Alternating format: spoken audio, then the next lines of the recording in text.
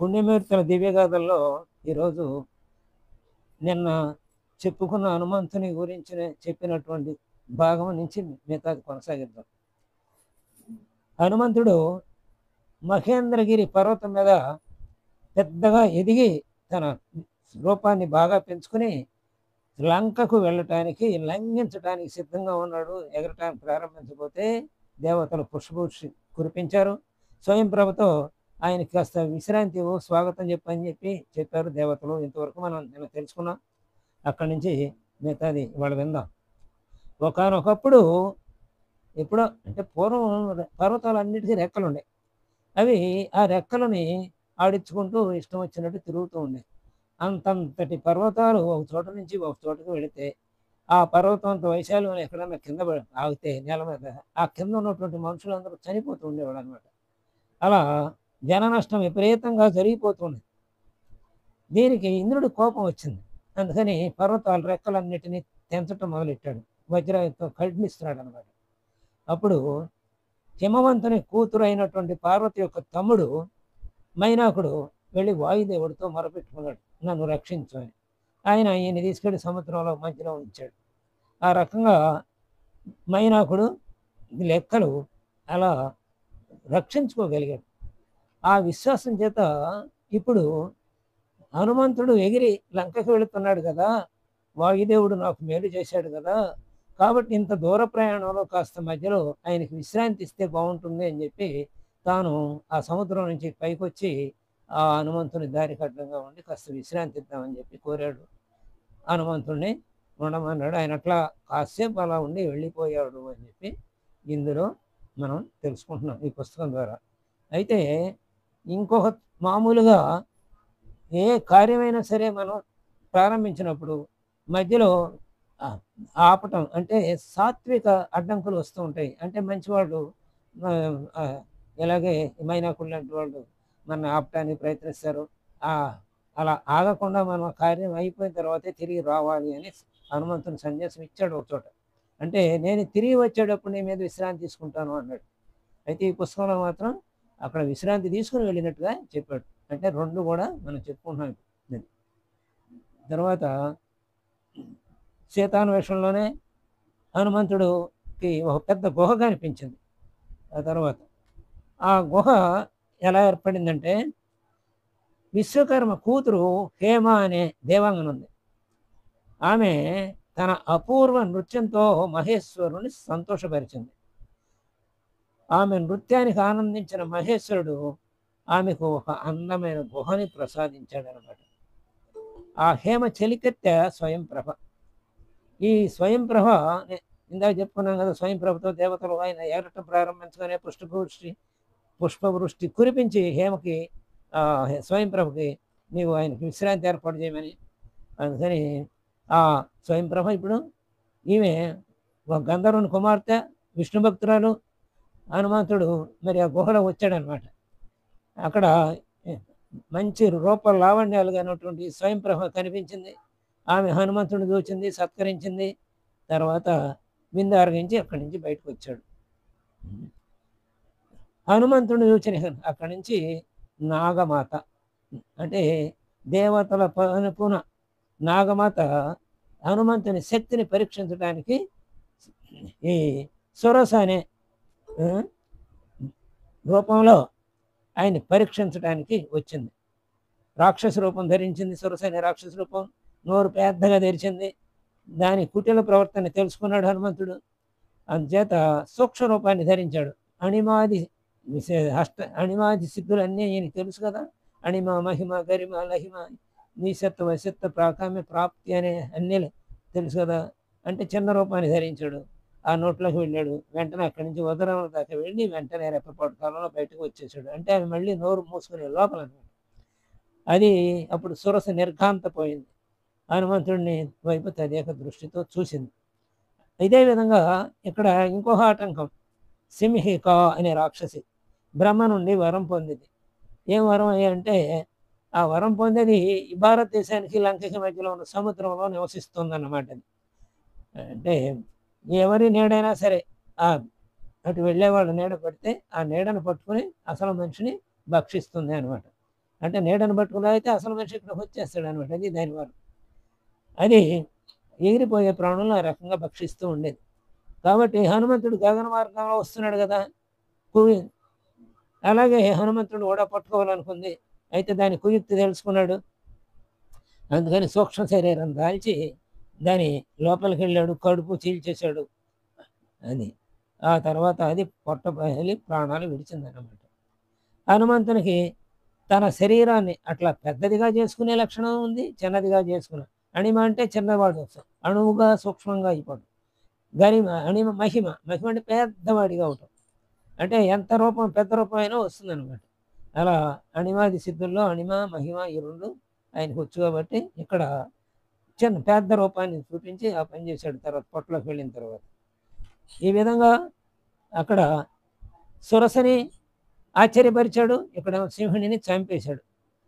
ఆ తర్వాత ఎంతోమంది రాక్షసుల వల్ల కలిగిన అపాయం నుండి తప్పించుకుంటూ హనుమంతుడు చివరికి లంకలో ప్రవేశించాడు.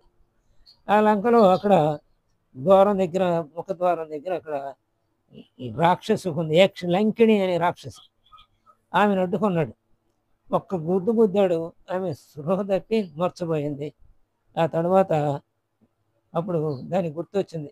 బ్రహ్మ చెప్పాడు, నిన్ను ఎవరైతే ఓడిస్తారో గుద్దు గుద్ది అప్పుడు లంకకి చెటు కాలం దాపురించినట్లేనని చెప్పాడనమాట బ్రహ్మ. అది గుర్తొచ్చింది దానికి.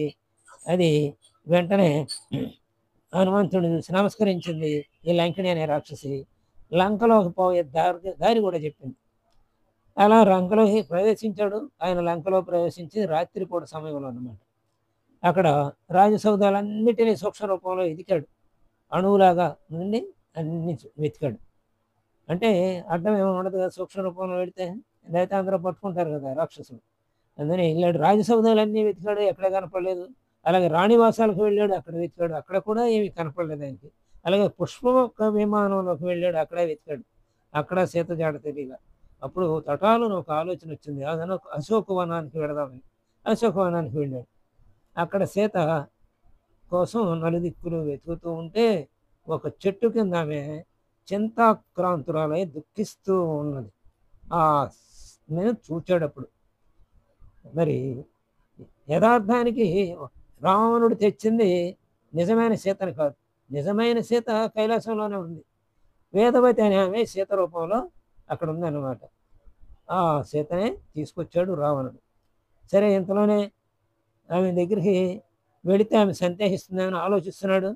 ఒక వృక్షం మీద నుంచి మరొక వృక్షం యొక్క కొమ్మలపైకి ఎక్కాడు.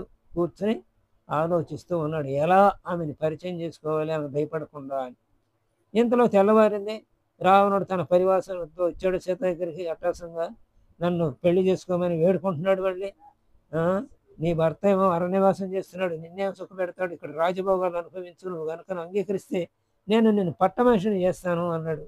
అప్పుడు సీత ఒక గడ్డి పరకు అడ్డం పెట్టుకుని, నీవు దీనికన్నా హీనుడు, నా రాముడు మహాబలవంతుడు, అందుకనే భయపడి ఆయన లేని సమయంలో నన్ను చాటుగా బలవంతంగా తీసుకొచ్చావు ఇక్కడికి అని తిరస్కరించింది. అయితే అప్పుడు వెంటనే నీకు 2 నెలలు గడువు ఇస్తున్నాను, ఈ 2 నెలల లోపు కనుక నీవు మారవకపోతే నిన్ను చంపి నా అనుచరులందరికీ ఆహారంగా పడేస్తానంటూ హెచ్చరించి వెళ్ళిపోయాడు అనమాట. ఆ తరువాత ఇక రాక్షసులతో చెప్పాడు, అక్కడున్న కాపలా రాక్షసులతో, ఆమెని మార్చడానికి ప్రయత్నించండి అని. వాళ్ళు ఏం చెప్పారు, అమ్మ విశ్రవసు మనవడైనా.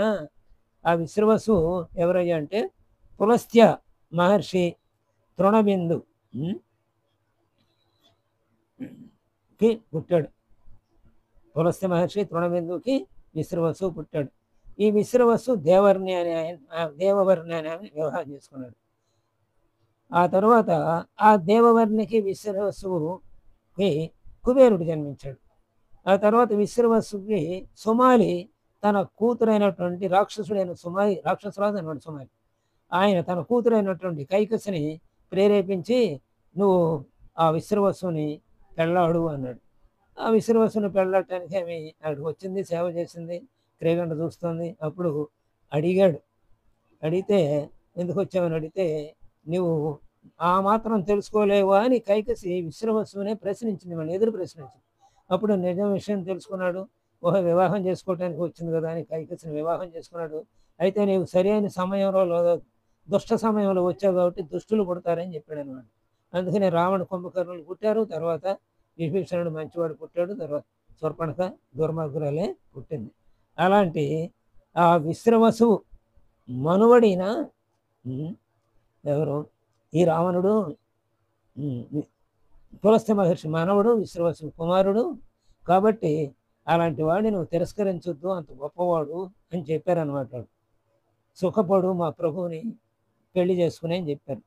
అయితే మరి లేకపోతే నిన్ను భక్షించేస్తాడు అని మళ్ళీ వీళ్ళు కూడా హెచ్చరించారన్నమాట. అప్పుడు చెట్టు కొమ్మల మీద ఉండి తతంగం అంతా తిలగిస్తున్న హనుమంతుడు సీతని ఏ విధంగా కలుసుకోవాలని ఆలోచిస్తున్నాడు. ఇంతలో రావణాసురుడు తనకు రక్షణగా ఉన్న రాక్షసుల బెదిరింపులు అన్నీ విన్నది కదా సీత. దుఃఖభారంతో ఆత్మహత్య చేసుకుందామా అని ఆలోచిస్తుందన్నమాట. ఆ సమయంలో హనుమంతుడు శ్రీరాముని చరిత్రని గురించి, అక్కడికి తాను రావటానికి గల కారణాన్ని గురించి, అలాగే అడవిలో సీతను పోగొట్టుకొనుట, సీతాన్వేషణలో సుగ్రీవుడు వానరాజుతో చెలిమి చేయటం, ఇదంతా ఆయన ఒక మధుర గానంగా పాడుతూ ఉన్నాడనమాట. అంటే అది విని సీత కాస్త మెత్తబడి ఎవరా అని చూస్తుందేమోనని. అలా సీతకు వినపడేటట్టుగా ఇదంతా మధుర గానం చేశాడు అప్పటి వరకు జరిగిన కథని. అదృశ్య రూపంలో ఉన్న హనుమంతుని మాటల ద్వారా రాముని పేరు విన్న సీత విస్మయం చెందింది, ఆనందం పొందింది. ఎవరబ్బా ఈ పాట పాడుతుంది అని చూసింది. అని అటు ఇటు చూసిందనమాట, నలుదిక్కులా చూసింది. ఇంతలో అప్పుడు హనుమంతుడు నెమ్మదిగా చెట్టు దిగి సీత ఎదుట నిలిచాడు. ఆకారం చూసింది సీత. ఇతడు వానర రూపంలో రాక్షసుడేమో అని అనుమానించింది కూడా. అయితే హనుమంతుడు తన నిజ వృత్తాంతాన్ని చెప్పి ఉంగరాన్ని కూడా చూపాడు. ఆ ఉంగరాన్ని చూచి అది తన భర్తదే దాన్ని నిర్ధారించుకొని అప్పుడు కళ్ళకద్దుకుంది ఆ ఉంగరాన్ని. హనుమంతుడేమో సీతను దేవతగా భావించాడు. ఆమెతో భక్తిభావంతో అక్కడ మిగుల వినయ విధేయతలతో ప్రవర్తించాడు. ఆ తరువాత ఏం చెప్పాడో హనుమంతుడు రేపు విందాం. స్వస్తి.